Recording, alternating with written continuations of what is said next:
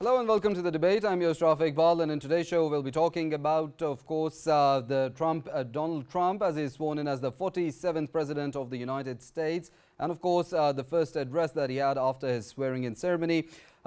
Today marks his first day in the Oval Office again, and of course a very thrilling comeback into the Oval Office, as we've seen, as Trump vowed on passing 200 executive orders, of course, as he takes charge. He also revoked US from the Paris Climate Pact.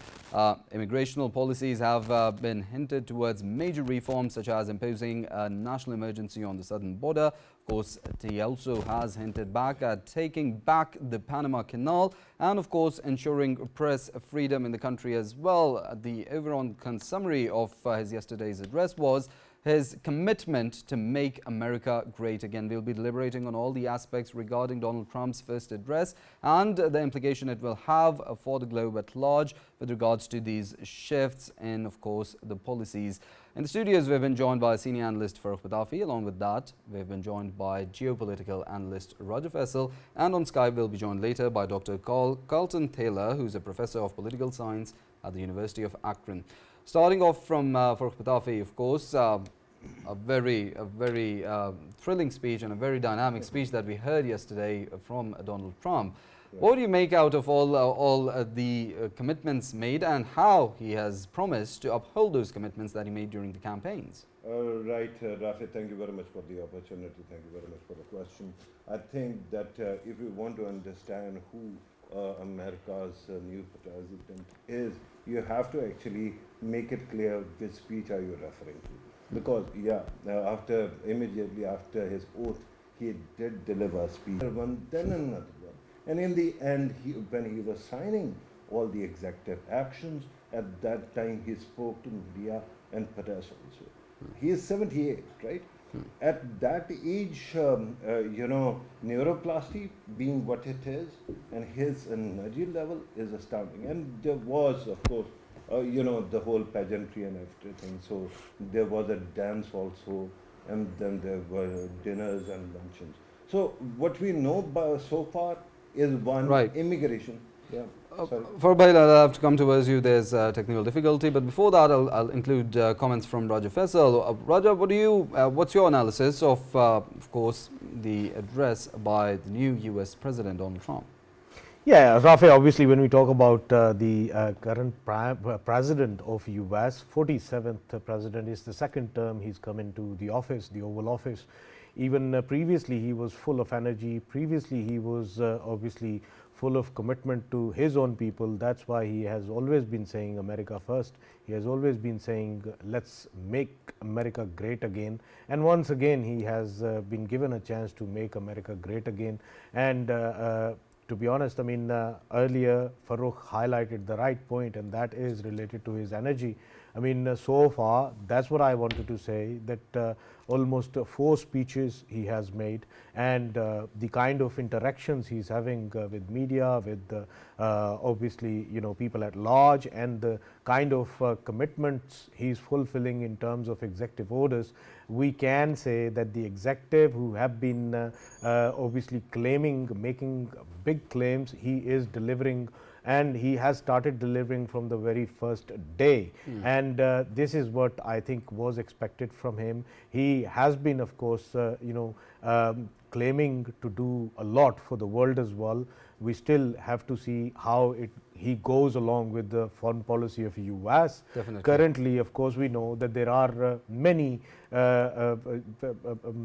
decisions he has taken for internal matters of U.S. as well as the external ones. Internal ones, we know that the challenges which were being faced by people at large, of course, they were related to the administrative delivery or the services which were being not delivered to people at large.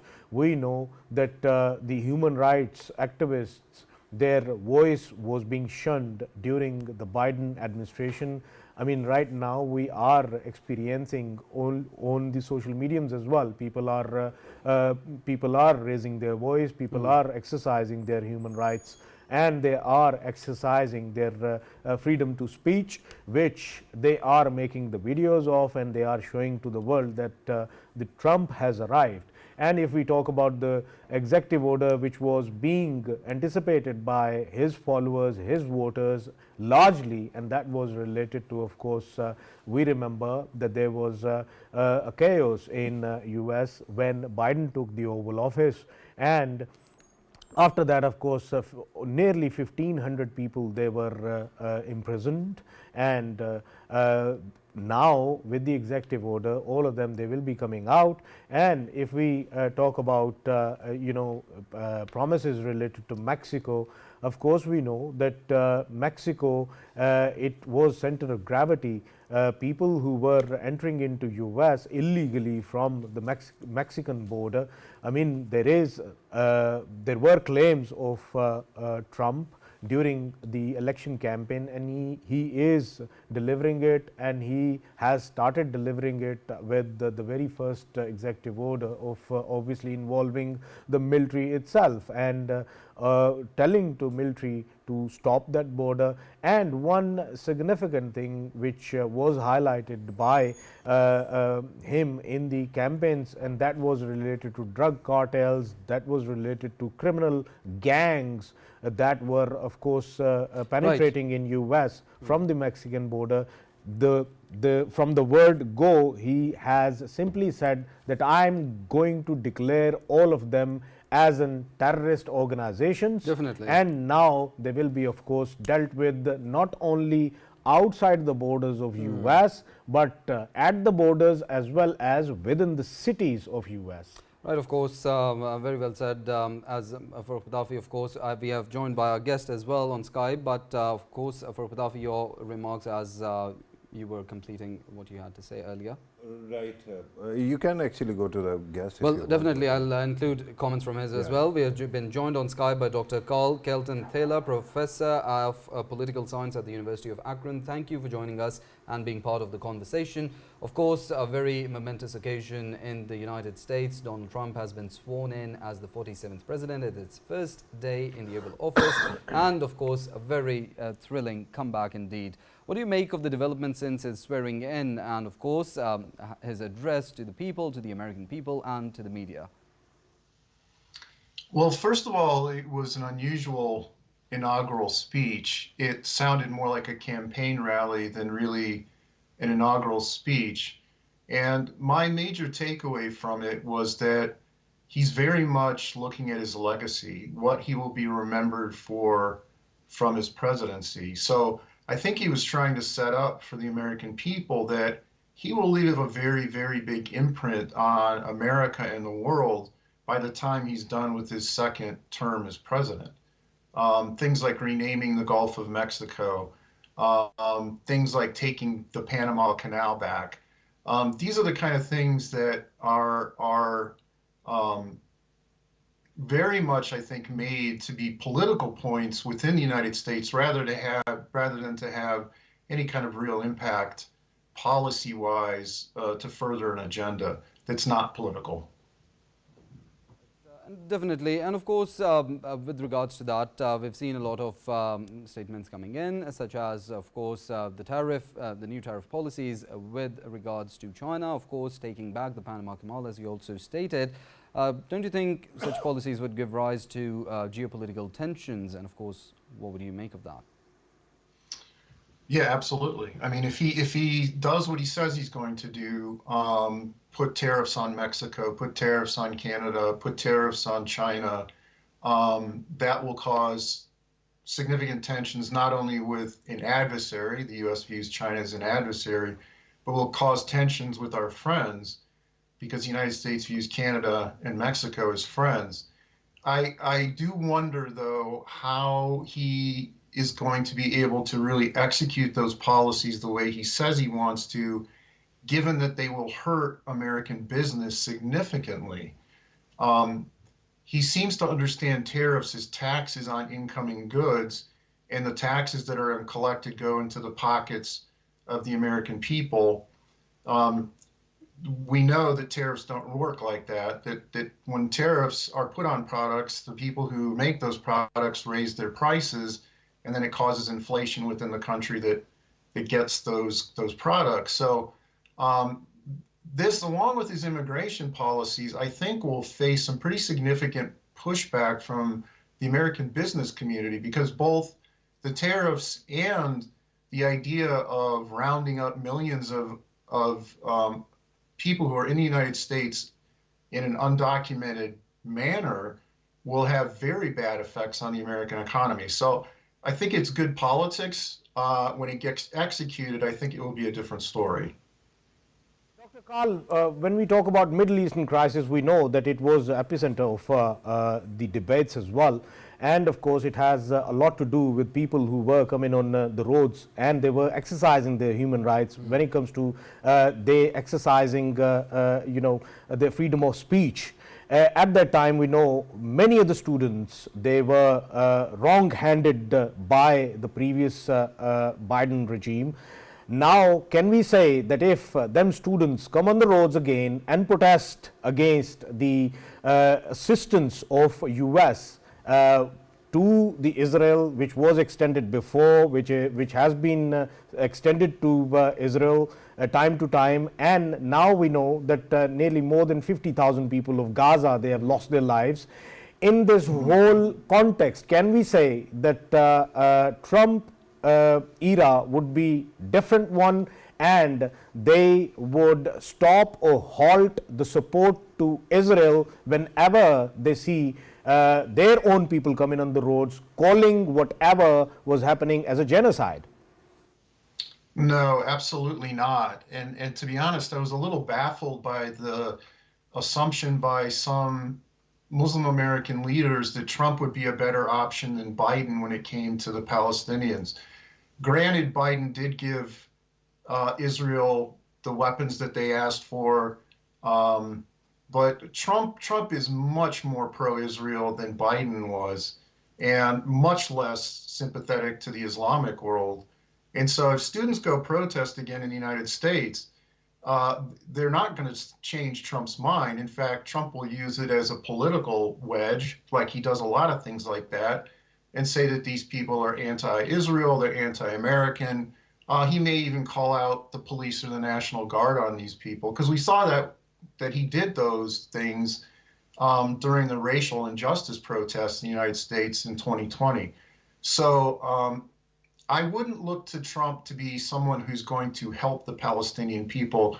I think he's not at all sympathetic to the Palestinian cause. He made that very clear during his first administration.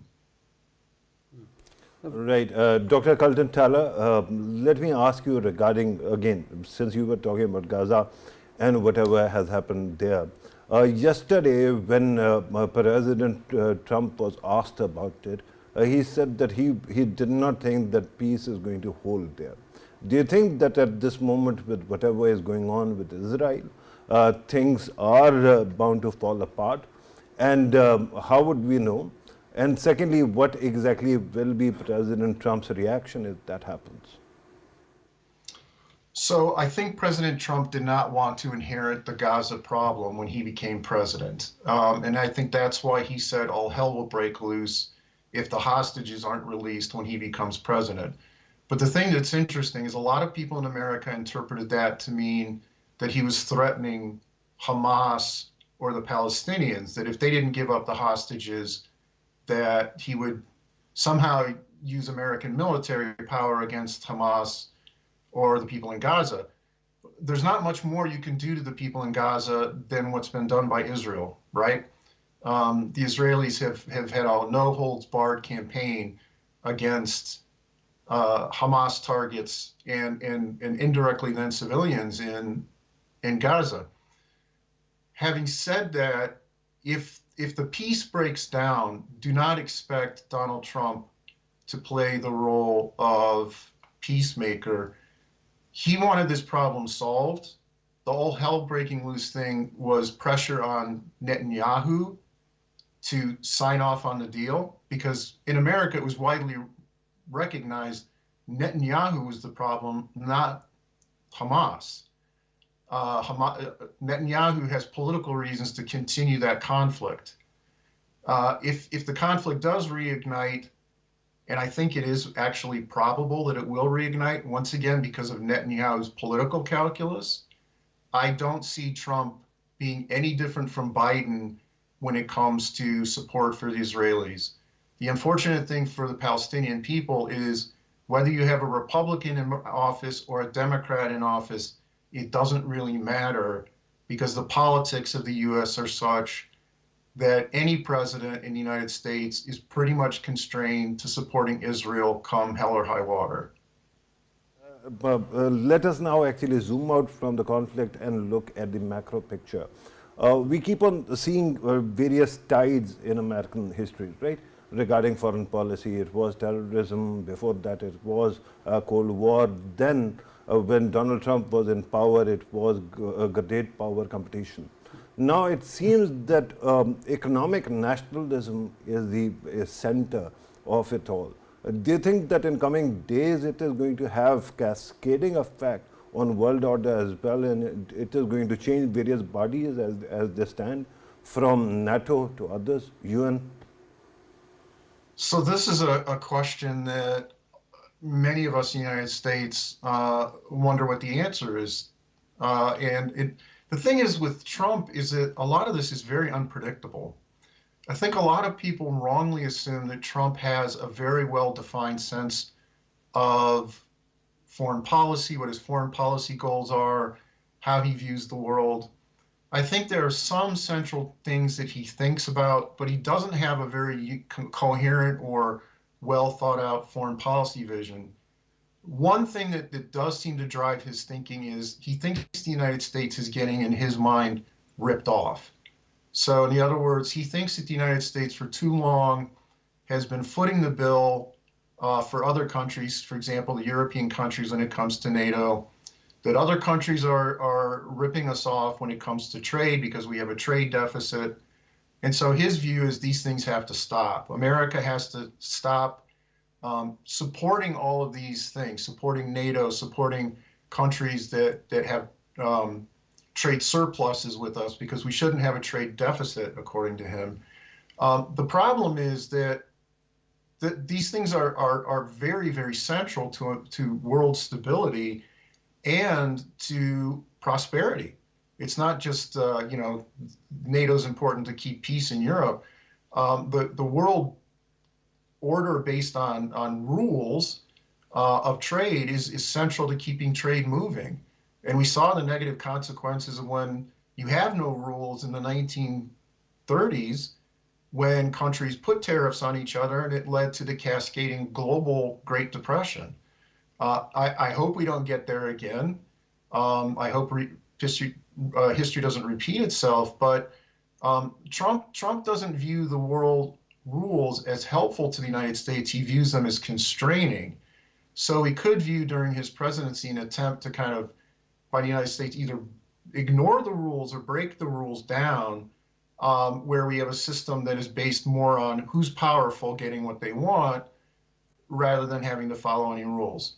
Not to say that global politics wasn't shaped to a great extent by the power of countries, but if the United States starts saying, well, we don't really care what the rules are, it could have a very negative cascading effect on the world. Dr. Karl, I'm glad that you earlier mentioned that whoever's government or whoever's regime it is, of course their stance on Israel would be same. Reason being, while I was watching the standing ovations again and again, of course previous former presidents, they were not standing up.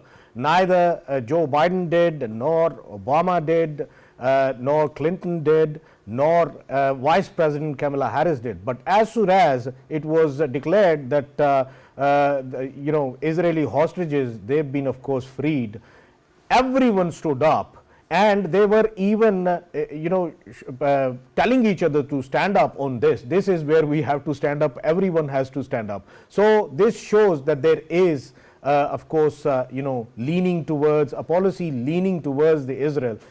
Can we say that if that attitude is there, what about other partners, security partners and economic partners in the region of US? In past, of course, we know that they have been playing crucial role for when it comes to economic endeavors of US. countries like Saudi Arabia, countries like UAE, Qatar, all of these countries, they have been associating themselves and as an ally of US in past.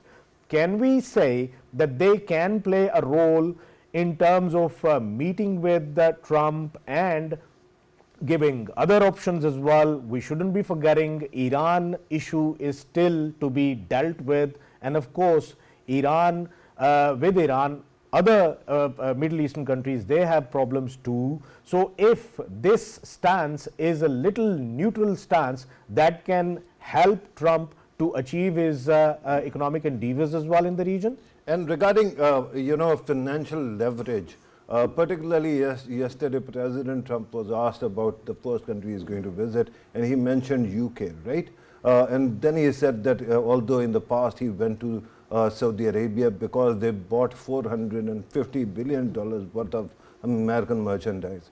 Now he says we are going to actually raise the bar further. How costly is going to be the leverage for any country that wants to actually be on his right side? So I think countries learned the first time he was president that there are ways to get on Trump's good side. One is to flatter him, say good things about him in public. The other thing is to seem like you're buying American goods. And so another thing too, though, is countries that he had good relations with, or governments or individuals that he had good relations with before he became president. So one of the things you have to keep in mind is that Trump became president the first time in 2017, already having good, solid relations with people in the Saudi kingdom because of his investments. And so, places where he doesn't have strong connections to, say Western Europe, he doesn't have that same kind of sense of, oh, I know these people, I get along with them, that kind of thing. But he and his family have very strong connections to the Gulf. And I think that's helped the Gulf countries a lot in terms of getting Donald Trump's ear. In terms of Israel, to go back to that, I don't think the Gulf countries are going to be able to change his attitude towards Israel. And it may not be so much that Trump loves Israel, it's that I don't think Trump has a particularly fond view of the Palestinians or of Arabs in general. It kind of comes out in the things that he says and the way that he treats the region. So, if they're in business deals with him, fine. If they're not in business deals with him, I don't know how much he really cares. Dr. Karl, when he claims that drill, baby, drill, does he mean that he is going to, of course, increase the production? And if he increases the production, it can affect the inflations of US, whether it is going to affect the inflations of US or throughout the world. All of the countries, especially the third world countries or underdeveloped countries, they can, of course, gain some sort of economic momentum in their country and stabilize their country in terms of inflation, knowing the fact that this inflation had a lot to do with the Ukraine crisis and Middle Eastern crisis. And could you also speak to one thing that he keeps on actually mentioning, Anwar, the acres and millions of acres of potential land or coastal side which has a lot of gas and oil. Could you actually speak to importance of that also? So this is a theme that Trump went to in his first administration as well. The idea that if the United States increases its oil production, that it will lower oil costs in the United States. I don't know if this is a consequence of him maybe not understanding global oil markets. Maybe this is just a political point that he's trying to make to his base. As we know, the price of oil is set globally. It's not set domestically in the United States. If the United States were to increase its oil production substantially, which would increase the global supply of oil, theoretically it would drive the price of oil down, but that's assuming that the OPEC countries would not do anything in response to the increased supply. My take on this is that other countries will decrease their supply of oil in order to keep the price stable, so as not to lose revenue. And so I don't see that there will be a huge improvement in inflation caused by increased drilling in the United States. Part of it has to come from OPEC. OPEC has to agree to increase the supply of oil, so it drives the price down a bit. But oil's not the only thing that's driving inflation in the United States. The economy is actually quite robust, and part of the reason why we have inflation is because the economy is doing well, and there's a shortage of labor. That's another thing, is that employers have had to raise the wage to attract people to work. So there's many things that are going on that are causing inflation to grow in the United States. It's not simply just we don't have enough oil and we can go drill in different parts of the country and then that will solve the problem. Yeah. And Dr. Karl, coming towards Europe, especially Eastern Europe, we have been, of course, going through the speeches during the election times. Trump, he kept on claiming that the moment he enters into the Oval Office, that's it. He's going to pick up the phone and he's going to settle everything in Ukraine. And we know that Ukraine crisis is, of course, pivotal when it comes to NATO's existence as well. And when US was part of it, and if US is going to pull out, what is the future of NATO? And if NATO sustains itself without US, would it be another chaos in the Eastern Europe, especially knowing the facts that whatever the economic pressures were increased on Russia, Russia sustained all of the pressures? Yeah, so that is a hugely important question. Will Trump pull the United States out of NATO? There will be significant pressure on him from within the United States not to do that. Even among, I think, people who consider themselves part of the MAGA movement would think that pulling the United States out of NATO would be a step too far. It's one thing to pressure NATO member countries to spend more on their defense. It's another thing to pull the United States out of NATO. The United States is absolutely central to NATO. If the United States was to pull out, NATO would exist on paper, but it would be a shell of its former self. Part of it is the massive military presence that the United States has, both in Europe and offshore, to help Europe if Europe is ever attacked. But the other thing is the central position that the United States plays as a leader in Europe. There's no country that would step into America's place as leader of NATO. And in fact, it could be destabilizing if you start to get competition between, say, the French, the Germans, the Brits, whoever, as to who's going to really lead NATO. And leading it by a group will be very difficult.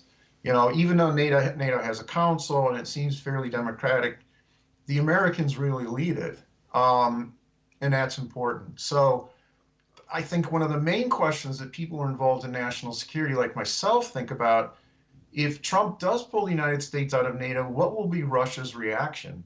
Will Russia then view that as a sign that Europe is significantly weakened, that the United States is no longer concerned with European security?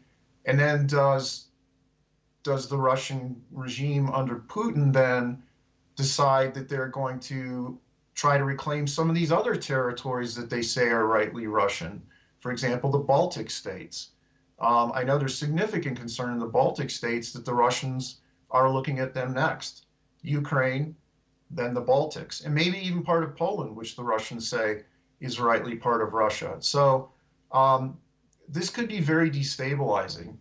I think a lot of people realize now that when Putin invaded Putin invaded Ukraine, he viewed Ukraine as part of Russia. The whole thing about that this is a threat to Russian security, that's what's driving this.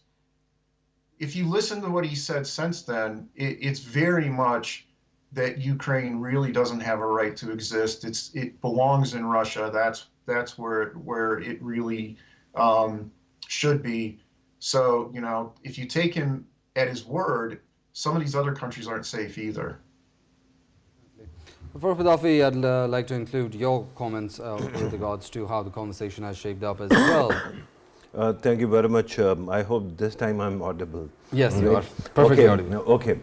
Regarding, because we are talking about foreign policy, and it actually figures because we are sitting outside the US, one thing that is very important to understand, first cabinet member of President Trump's cabinet has actually been sworn in, that is Secretary Marco Rubio, was actually approved by unanimous vote. And during his confirmation hearing, he said that every policy that we take has to answer to three questions, right? One, does it make America stronger? Two, does it make America safer? Third, does it make America wealthier? So this is a very, very effective way to gauge it, right? And I think that after this, of course, the next confirmation that we are looking at, and there's a huge possibility is going to be of, DCIA nominee, that is Ratcliffe, because this time again, because Donald Trump actually focuses more on human, this time I think that he is probably going to be the first one, the next one to actually clear that Rubicon and join the cabinet. But regarding Donald Trump's own worldview and whatever is happening, you have to understand, and I respect what Doctor was saying earlier. My humble submission is that an argument can be made that America has been actually supporting and creating these many bodies, right? These coalitions are very important, right? Because they help you in multiplying your force. But at what cost? If America is, which has, by the way, the biggest fighting force in this region, in this sector, right? Most effective capacity to affect a change anywhere in the world, they are going to actually pay monies to other coalition partners to prop up their defensive capability. It is, it's a correct argument that it is wrong. The best argument is to, for these coalitions to exist when America, and this is an argument that Donald Trump keeps on making, right? Remember in South Korea's case, he said that pay us for our deployment there, because otherwise we don't tell us that you are there to contain North Korea, because we can do it directly. Similarly, regarding Russia, he was very clear that Putin is grinding Russia down, right? With all these arguments that he is making, I think that there is going to be a very not so subtle change of emphasis. That is, Quad can exist. Of course, Marco Rubio must be attending the Quad, foreign ministers or external ministers meeting. But at that time also, the whole thing is, if you want to exist as an alliance, you are going to actually pick up the tab, and we are going to help you whatever way possible, right? With China also, they keep on saying this whole argument that you have to actually build alliances to contain China. He says that I can directly talk to Xi Jinping, right? So I think that there is going to be a change of emphasis. And by the way, this idea that America and its economy are not going to actually thrive, that's a bit flawed. Why? Because after 2008's economic crisis, what happened was that the actual economy on ground kind of disappeared. I told you many a times about my visit to various parts of Dust Belt, and everybody kept on telling me, this factory went to China 4 years ago, used to employ 7,000 people, this one 30,000 people, it went to Malaysia, this one went to India, this went to this place, right? So the whole argument is that America has to be at the center of action.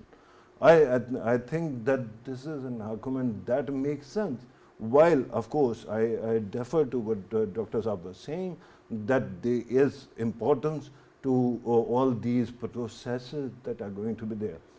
But if you think that by default, by being a alleged ally of the US, you're automatically going to get whatever you want, that won't be happening any longer. So this is my take on foreign policy. Does it mean that for a country like Pakistan things become easier? No, they don't. But the fact is Pakistan always had a transactional relationship with the US. The entire world is now joining our club.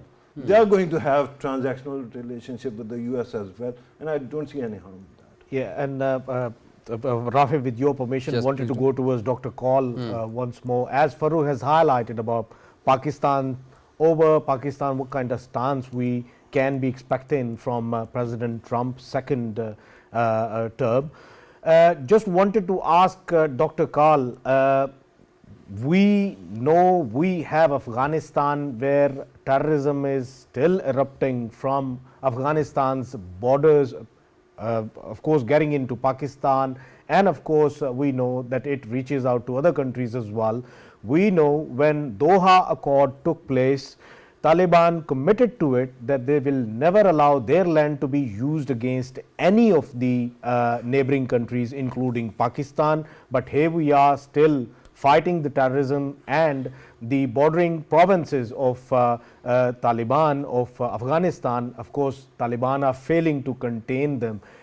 Can we expect from US under Trump that they can do justice when it comes to they signing, US as a state, US as a country signing that deal with Taliban, and now Taliban are not accepting it, and Taliban are letting their country once again be a breeding ground and be a training camp for the terrorists throughout the world, and of course we are getting affected by it. What resolve we can expect from Donald Trump? And could you also help us explain why is it that the US has continued to pay billions of dollars to Afghan Taliban, right?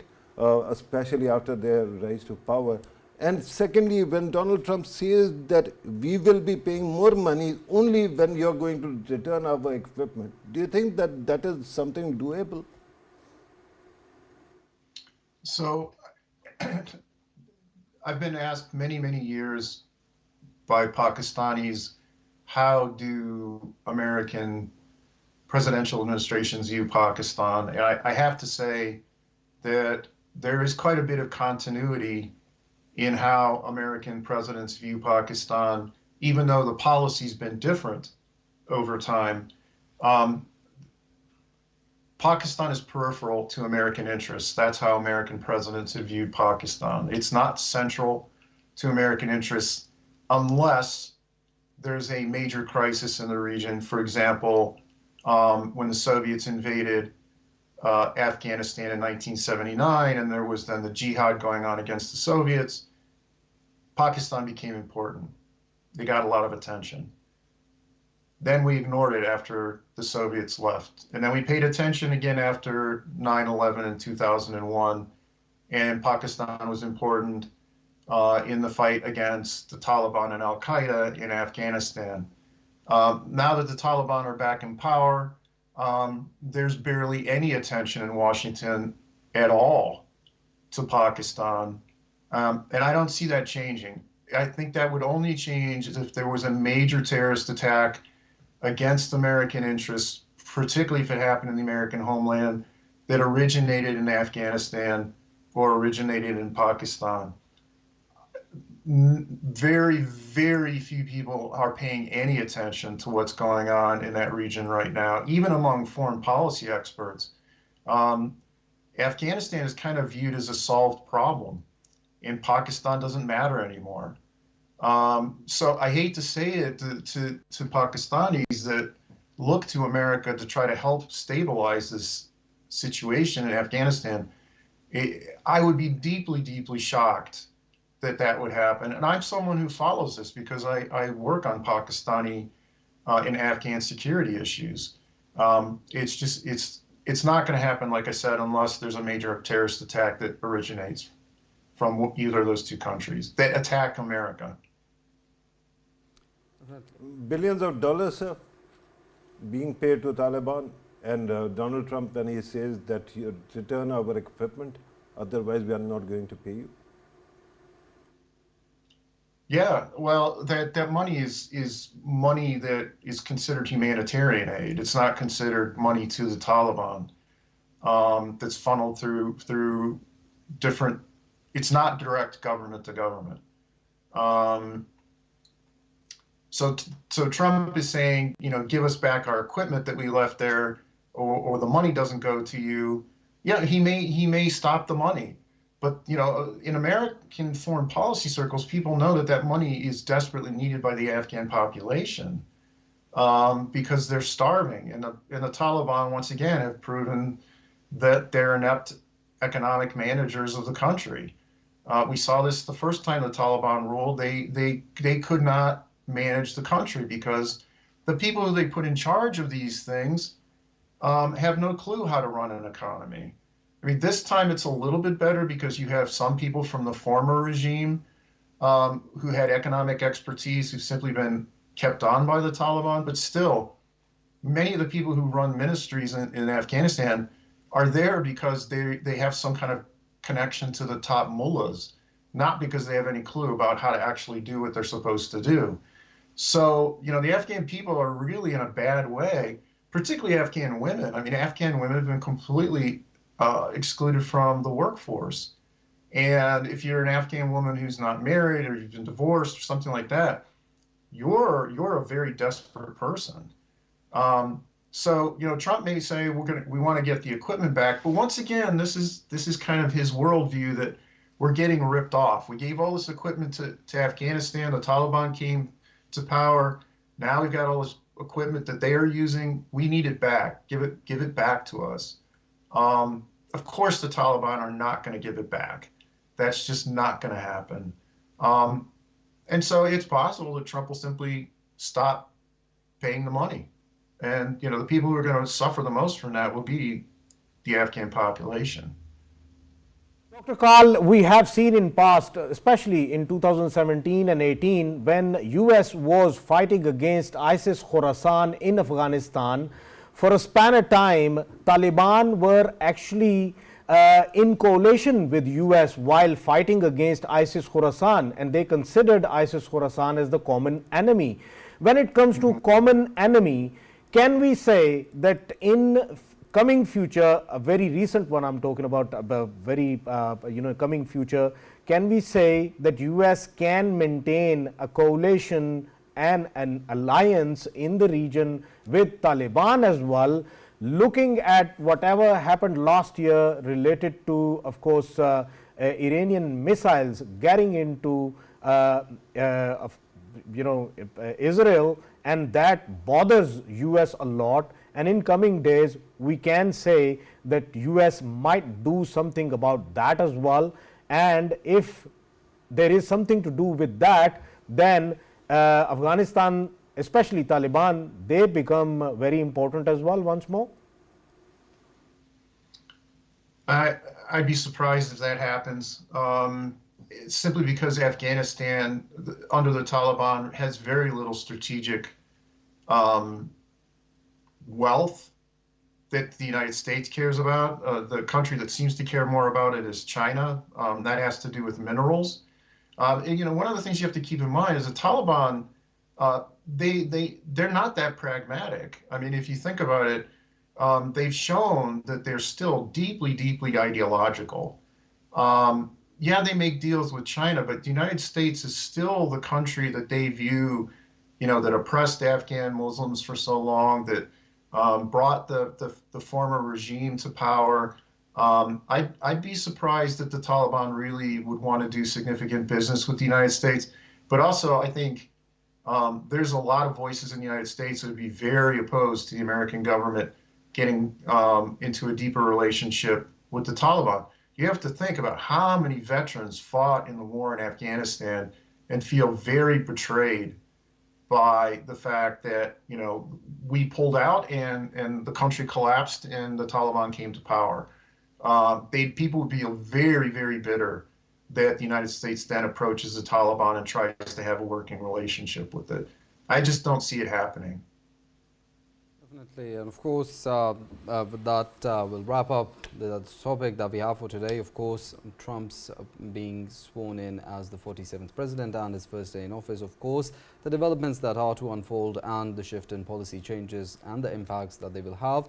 I'd like to thank our guest, Dr. Karl Kaltenthaler, Professor of Political Science at the University of Akron. Thank you for your time and being part of the conversation. Senior analyst Farrukh Pitafi and geopolitical analyst Faisal. Thank you both for being part of this conversation as well. That's a wrap up from the debate for today. See you same time tomorrow. Till then, take care.